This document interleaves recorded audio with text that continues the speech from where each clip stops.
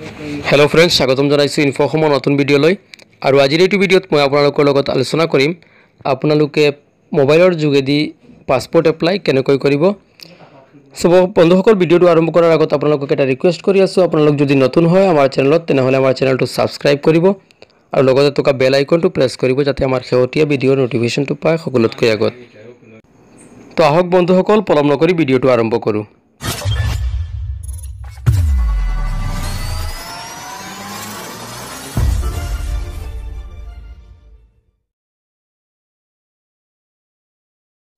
ইয়াৰ বাবে প্ৰথমতে আপোনালোকে মোবাইলৰ ডেস্কটপ সাইট লগাই দিব আৰু সাৰ্চ কৰিব পাসপোৰ্ট সেৱা মই ইয়াৰ লিংকটো ভিডিও ডেসক্ৰিপচনত দি দিম আপোনালোকে তাৰ পৰা লগইন কৰিব আৰু সাৰ্চ কৰাৰ পাছত চাওক পাসপোৰ্ট সেৱা যেটো অপচন দেখা পাইছে ইয়াত ক্লিক কৰি লব ক্লিক কৰাৰ পাছত এতিয়া যেহেতু আপোনালোকে প্ৰথমে নিউ ইউজাৰ কৰিব ৰেজিষ্টাৰ কৰিব লাগিব সো আপোনালোকে নিউ ইউজাৰ ৰেজিষ্টাৰ ইয়াত ক্লিক কৰিব মোৰ আগৰ পৰা লগইন আইডি টো কৰা আছে সেইকাৰণে মই দেখুৱাই আছো জাস্ট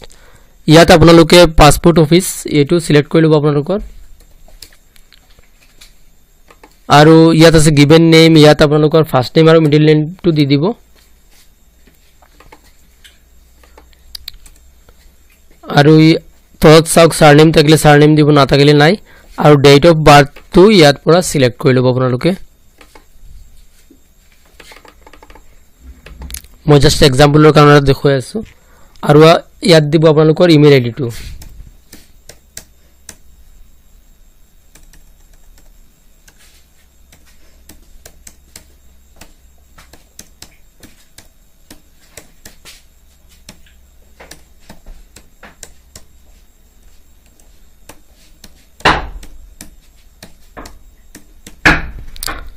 আৰু do you want your login id to know দিব আৰু login id টো আপোনালোকে সিলেক্ট কৰি লব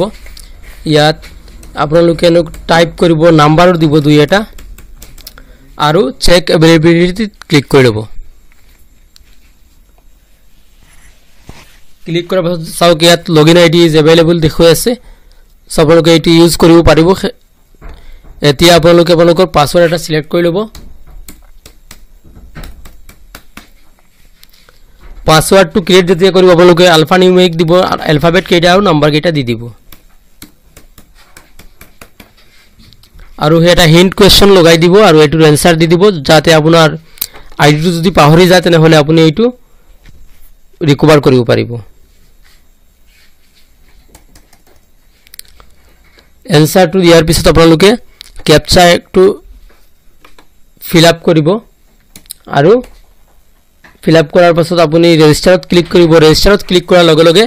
আপোনালোকৰ ইমেইলত এটা লিংক যাব এই লিংকত ক্লিক কৰি আপোনাৰ আইডিটো এক্টিভেট কৰাই লব সো এতিয়া আইডিটো ৰেজিষ্টাৰ হৈ গল এতিয়া আপোনালোকে হোমত ক্লিক কৰি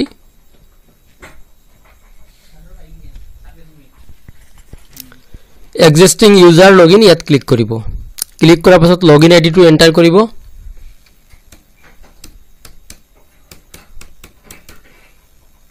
আৰু কন্টিনিউত ক্লিক কৰি দিব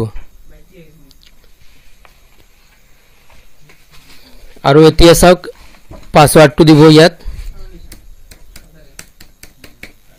আৰু ক্যাপচা টো এন্টাৰ কৰিব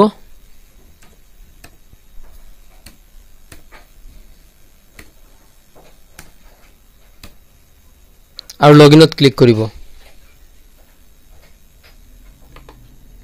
লগইনত ক্লিক কৰাৰ পাছত চাওক ইয়াত আছে অপচন এপ্লিকেন্ট হোম এটা আপোনালোকে এপ্লাই যেহেতু নতুন কৰিব সেই কাৰণে ইয়াত এপ্লাই ফৰ ফ্ৰেছ পাসপোৰ্ট ইয়াত ক্লিক কৰি দিব আৰু ক্লিক কৰাৰ পাছত এক নম্বৰ যেটো অপচন আছে click here to fill the applicant from online ইয়াত ক্লিক কৰিব আৰু চাওক পাসপোৰ্ট টাইপ আছে এপ্লাইং ফৰ ফ্ৰেছ পাসপোৰ্ট আৰু টাইপ অফ এপ্লিকেশন নৰমাল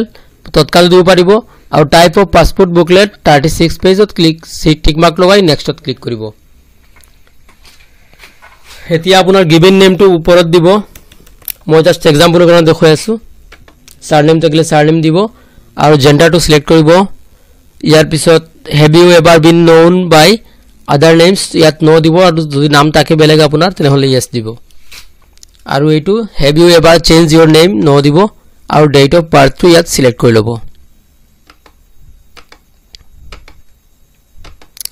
ইয়াৰ পিছত is your place of birth out of India ইয়াত ন দিব আৰু place of birth village town ইয়াত আপোনাৰ যিটো আছে এইটো দি দিব ইয়াৰ পিছত ষ্টেট টু আসাম আপোনাৰ যিটো ডিস্ট্ৰিক্ট হয় তলত লগাই দিব ইয়াৰ পিছত মেৰিটেল ষ্টেটাছ সিঙ্গল হলে সিঙ্গল মেৰিট হলে মেৰিট ক্লিক কৰি দিব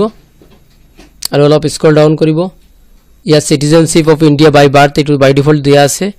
আৰু আপোনাৰ পাসপোৰ্ট পান কাৰ্ড থাকিলে পান কাৰ্ডৰ নাম্বাৰ ইয়াত দিব আৰু যদি ভোটাৰ আইডি আছে তেনহলে ভোটাৰ আইডি নাম্বাৰটো এন্টাৰ কৰিব ইয়াৰ পিছত এমপ্লয়মেন্ট টাইপত বহুত অপচন আছে আপোনালোকে ইয়াত সেলফ এমপ্লয়েড লগাই দিব আৰু ইয়াত এইটো is either of your parent in case minor ইয়াত ন দিব ইয়াৰ পিছত এডুকেশনাল কোৱালিফিকেশনটো আপুনি আপোনাৰ যেটো হয় এইটো লগাই দিব ইয়াৰ পিছত ভিজিবল ডিস্টিংগুইশিং মাৰ্ক ইয়াত একো নালাগে আধাৰ কাৰ্ড নাম্বাৰ থাকিলে ইয়াত আধাৰ কাৰ্ড নাম্বাৰ এন্টাৰ কৰিব আৰু ইয়াত ইয়েস লগাই দিব আৰু না থাকিলে নো আৰু সেভ মাই ডিটেইলছত ক্লিক কৰিব সেভ হৈ গল ডিটেইলছ এতিয়া আপোনালোকে অলপ স্ক্ৰল ডাউন কৰিব আৰু নেক্সটত ক্লিক কৰি দিব নেক্সটত ক্লিক কৰাৰ লগে লগে ফ্যামিলি ডিটেইলছ আছে ফ্যামিলি ডিটেইলছ আপোনাৰ ফাদাৰছ নেম ইয়াত দিব সাৰনেম থাকিলে সাৰনেম দিব আৰু মাদাৰছ নেমটো দিব আৰু লিগ্যাল গাৰ্ডিয়ান নেম এইটো নালাগে সেভ মাই ডিটেইলছ ইয়াত ক্লিক কৰি লব ইয়াৰ পিছত আকৌ নেক্সটত ক্লিক কৰিব নেক্সটত ক্লিক কৰাৰ লগে লগে চাওক ইয়াত আছে is your present address out of India ইয়াত ন দিয়া আছে আৰু হাউস নম্বৰ আছে ষ্ট্ৰীট নেম ইয়াত হাউস নম্বৰটো দি দিব ইয়াৰ পিছত আপোনাৰ ভিলেজ সিটি টাউন যেটো আছে এটো দি দিব ইয়াৰ পিছত ডিস্ট্ৰিক্টটো সিলেক্ট কৰি লব ইয়াত প্ৰথমতে আপোনালোকৰ ষ্টেটটো সিলেক্ট কৰিব ইয়াৰ পিছত ডিস্ট্ৰিক্টটো কৰিব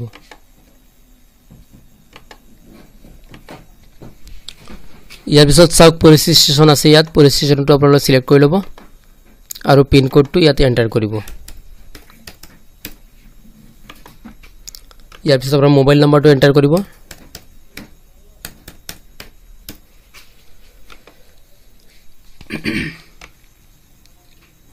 আৰু ইয়াত আপোনাৰ ইমেইল আইডিটো এন্টাৰ কৰি লব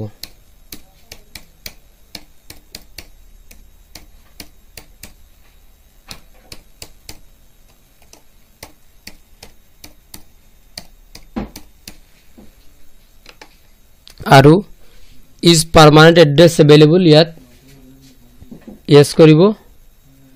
যে permanent address same as present address এইটো ইয়েস কৰিব আৰু সেভ মাই ডিটেইলছত ক্লিক কৰি লব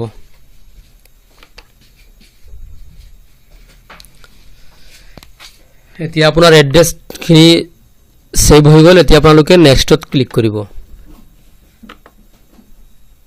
নেক্সটত ক্লিক কৰাৰ পিছত emergency contact and address name and address ইয়াত এন্টাৰ কৰিব আৰু এড্ৰেছটো দি দিব ইয়াৰ পিছত আপোনাৰ মোবাইল নাম্বাৰটো এন্টাৰ কৰিব আৰু ইমেইল আইডি থাকিলে ইমেইল আইডি আৰু সেভ মাই ডিটেইলছত আকৌ ক্লিক কৰিব এতিয়া ডিটেইলছখিনি সেভ হৈ গল আকৌ নেক্সটত ক্লিক কৰিব নেক্সটত ক্লিক কৰাৰ পিছত আইডেন্টিটি সাৰ্টিফিকেট ইয়াত আপোনালোকৰ চাওক দিয়া আছে আৰু have you ever hold any identity card no দিয়া আছে no দিব আৰু details of previous current diplomatic official details ইয়াত দিব আৰু ইয়াত আছে চাওক have you ever applied for passport but not issued আপোনালোকে ইয়াত details available আছে চাওক ইয়াত আৰু details not available never held এইটোত ক্লিক কৰিব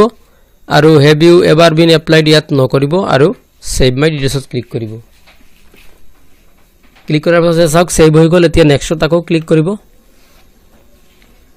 ক্লিক কৰাৰ লগে লগে আদাৰ ডিটেইলছ ইয়াত আপোনালোকে এখন ইনষ্ট্ৰাকচন কেটা ফলো কৰিব আৰু ন লগাই দি আছো মই এতিয়া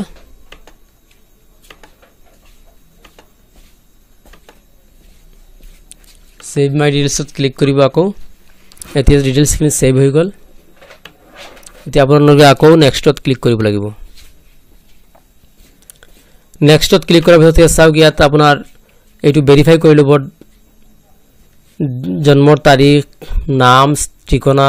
দেউতাকৰ নাম মাকৰ নাম এড্ৰেছ গোটেইখিনি আপোনালোকে এবাৰ ভেৰিফাই কৰি ল'ব আৰু নেক্সটত ক্লিক কৰিব নেক্সটত ক্লিক কৰাৰ লগে লগে ইয়াত চাওক অলপ ওপৰত যাব ইয়াত আপোনাৰ proof of birth selection from top down proof কিন্তু আপোনালোকে সাবমিট কৰিব এইটো আপোনালোকে লগাই দিব বহুত অপচন আছে ইয়াত মই আধাৰ কাৰ্ড দি আছো ইছো প্ৰুফ অফ প্ৰেজেন্ট ৰেসিডেন্সিয়েল এড্ৰেছ এইটো মই আধাৰ কাৰ্ড লগাই আছো আৰু ইয়াত চাওক পাসপোৰ্ট সেৱা এসএমএস সাৰ্ভিস এনৰোলমেন্ট এইটো দিলে ষ্টিক মাৰ্ক লগালে আপোনালোকৰ 50 रुपीस এটা এক্সট্ৰা পে কৰিব লাগিব আপোনালোকে মোবাইলৰ মাধ্যমত মানে এসএমএসৰ মাধ্যমত এইবিলাকৰ ডিটেইলছ নোটিফিকেশনটো পাব আৰু মোবাইল নম্বৰটো বাৰ ভেৰিফাই কৰি ল'ব এইটো অলপ তলত যাব আৰু প্লেসটো ইয়াত দি দিব আপোনাৰ আৰু আই এগ্ৰিত ক্লিক কৰিব আৰু সেভ মাই ডিটেইলছত ক্লিক কৰিব এতিয়া ডিটেইলছখিনি সেভ হৈ গল এতিয়া আপোনালোকে এবাৰ প্ৰিভিউ এপ্লিকেশন ফৰ্ম কৰিব পাৰিব এছক আপোনাৰ এপ্লিকেশন ফৰ্মটো ঠিক আছে নে নাই এবাৰ ভেৰিফাই কৰি ল'ব ভালদৰে ইয়াৰ এইখিনি আপোনালোকে প্ৰিন্টও কৰিব পাৰে মই এতিয়া ক্লোজ কৰি দেখুৱাই আছো এতিয়া সাবমিট ফৰ্মত ক্লিক কৰিব এতিয়া সাক ফৰ্মটো সাকসেসফুলি সাবমিট হৈ গল এতিয়া আপোনালোকে পে এণ্ড শিডিউল এপইন্টমেন্ট ইয়াত ক্লিক কৰিব ইয়াত সাক চুজ পেমেন্ট মোড ইয়াত online payment internet banking debit card credit card আছে আপোনালোকে চালান আছে payment pay in cash at SBI branch আপোনালোকে অনলাইনৰ কৰিলে অনলাইনটো সিলেক্ট কৰি নেক্সটত ক্লিক কৰিব ক্লিক কৰাৰ পাছত এবাৰ চাই ল'ব আৰু নেক্সটত ক্লিক কৰিব নেক্সটত ক্লিক কৰাৰ পাছত অলপ স্ক্ৰল ডাউন কৰি তলত যাব আৰু ইয়াত আপোনালোকৰ পাসপোৰ্ট অফিসটো সিলেক্ট কৰি ল'ব আৰু ক্যাপচা ক্যাৰেক্টাৰটো এন্টাৰ কৰিব